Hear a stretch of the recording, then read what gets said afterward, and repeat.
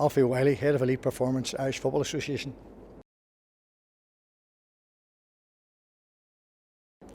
Well, obviously the girls are lower, but there's been fantastic progress made with the pathways that the IFA have in place. There's over 30,000 girls in schools now, primary and post-primary, are regularly given opportunities to play football.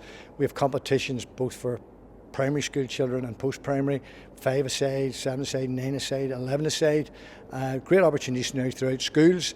I think they're now introducing some boys and girls mixed. So if a girls team arrives, they can have a boy in it. If a boys team, they can have girls in it, to keep giving more and more people opportunities. So that pathway is spreading right through to their own, the NIWFA leagues, and then their own NIFL league, which is a top league within it. But there's great work been done, as well as the youth football with the South Belfast League, with some of the girls playing in the Boys National League. There's various competitions throughout. Mid-Ulster, South Armagh has girls leagues. Great bit of work done. We're behind, but it's been fantastic progress. There's a clear pathway. The Electric Iron Shooting Stars programme for our younger players. They're going on to do things now to do with Disney, and a theme from that from UEFA, and then it leads through into our own excellence programme, the Electric Iron Excellence programme, and all the things that progress. So in the more senior players, we've maybe over 2,000 players playing, with 6 elite Premier League clubs now, and so there's been great work done for years by the people and officials and all the clubs and coaches in the NIWFA, and so fantastic pathway by the IFA right through at all levels.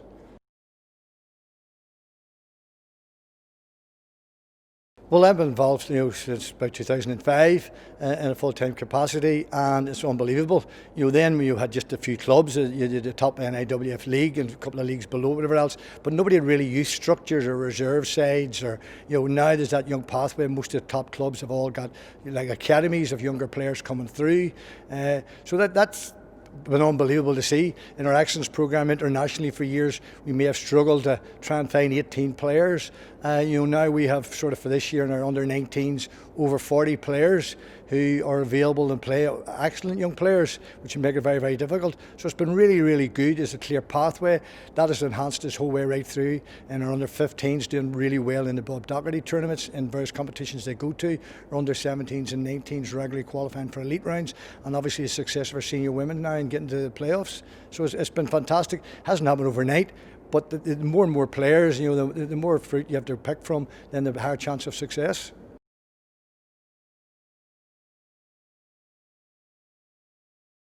Well, I think life in general, women's football is getting a lot of promotion. There's a social thing. Years ago, I could have been the coach. Your daughter could have played, and nobody would have knew I was a coach of Northern Ireland, or your daughter actually played for Northern Ireland. So it's a higher profile.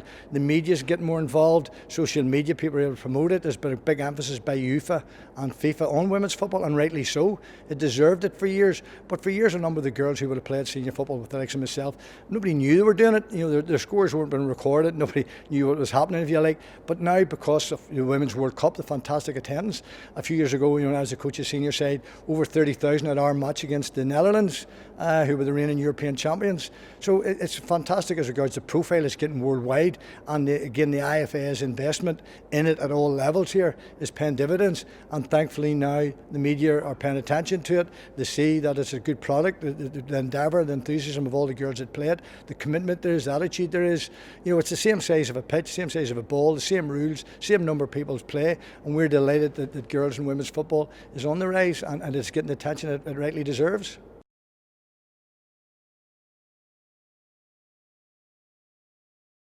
I think it's very important, but when you come into our programme, we don't ask you what religion you are, what your sexuality, what anything there is. We're just looking at good young players, good people to come into our programme. Everybody's treated the same. We have no agendas or guards, plus or for, whatever else. We want you to be a good, and in the like the Iron Regional Excellence programme and our youth international teams, it's full of good young players who want to be footballers, and we view everybody as a young footballer.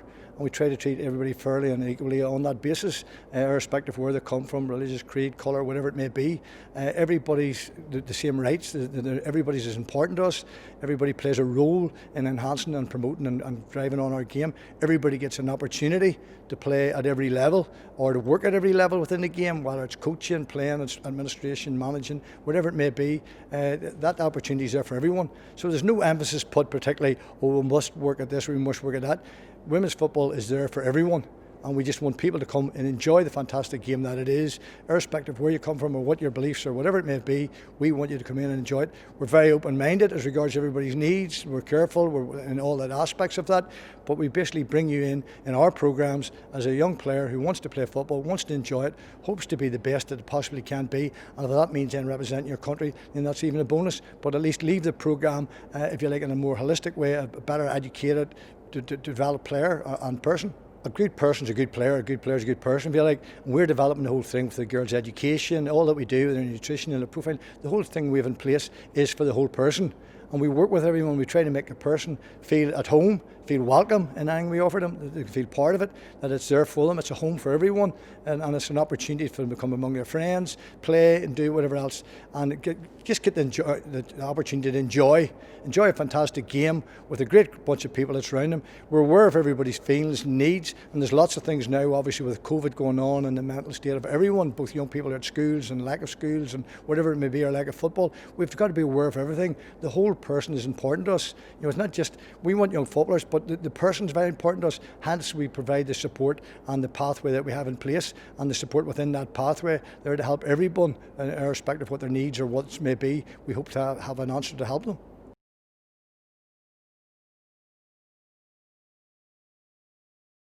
I think people can get a realise of where the people have come from. We said earlier on, all the younger ones through our primary school work. People like Jackie Blythe and Mal Donaghy do fantastic work in our schools football. The great work goes on. We have our Electric Iron Shooting Stars. We have our Electric Ireland Now Regional Excellence programme we're in. We're based in 4 centres with roughly 250 girls across 4 centres in our Regional Excellence pathway.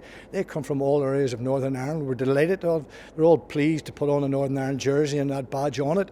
Whatever else, they come through it from 11 years of age in our pathway right through to their 15, 16. Then they go into, if you like, the Bob Dohertys if they're selected. Then go into under 16 or under 17, under 19, and ultimately our senior international side. So there's a clear pathway there for them. We also provide a performance academy based here at Ulster University in Georgetown. We have a partnership with the university where girls can come and be educated and helped with their education. They get funding towards it. They get help with their exams. We've had one of the players, Jessica Foy, a number of years ago in Portugal. We were playing international matches, was sitting one of her exams because of the cooperation we had with the Ulster University. We have great academy here working. Daniel Mado looks after it. A number of our players have come through it. So educationally we try to look after them. Going forward into 2021, we hope to provide more education and support to the girls, from 14 upwards, as regards their career, interviews, what exams is important depending on what they want to do. We do a profiling with them to help them with their time, how they time manage, how they look after it, how they do their exams, what's important times of year for their exams, what are periods of intensity of regards fitnesses and training, whatever else. So there's a clear pathway that I think is probably not known, but it is. From all parts of Northern, everybody's an opportunity. You see, with the 4 centres, the community development squads, and the international squads, for everyone, they can come into the programme, they can exit it, they can come back in again. The door's always open. It's not closed. Could be a reason why some girl goes out of it. She's more than welcome at any stage back in it. The door never closes. It's there for everyone.